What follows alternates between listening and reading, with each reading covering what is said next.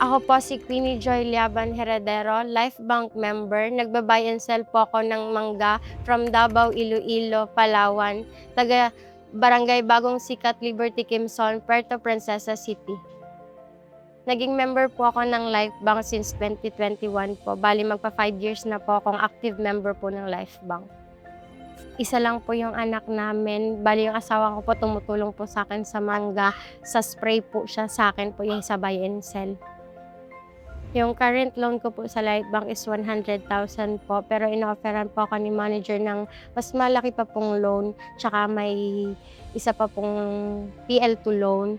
Pero ang mini-maintain ko lang po siya ng 100,000 kasi yung priority ko po kung ano lang po yung kailangan, yun lang po sa ngayon. Yung kapatid ko po na sumunod po sa'kin, graduated na po siya ng education po, secondary education.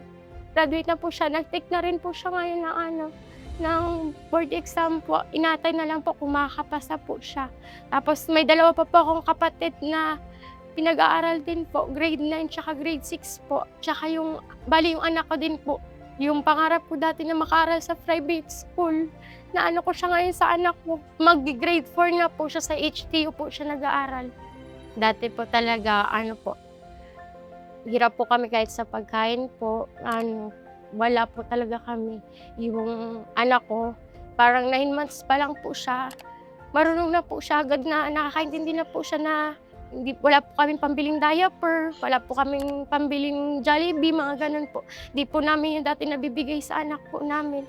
Wala po siyang gadget, yun po. Gano'n po yung buhay po namin dati. Sa 3 times a day na po kami ngayon nakakain. Mayroon po kaming stock ng bigas, may stock po kami sa ref ng mga pagkain. Tapos yung anak ko po anytime po, kung anong gusto niya kainin, nakakain niya po. May computer na siya, may iPad, may tablet. Siya na lang po nagsasabi sa'kin na 'wag na daw siya bilihan kasi sayang lang daw po sa pera. Tungkol po sa policy ng Life Bank, wala naman pong magiging problema basta sumusunod lang po tayo sa patakaran. Yung mga staff po nila very accommodating po. From the start po, lagi po talaga sila napaka-friendly rin po nila. Hindi lang po as a member po yung trato nila sa inyo, para po kayong pamilya.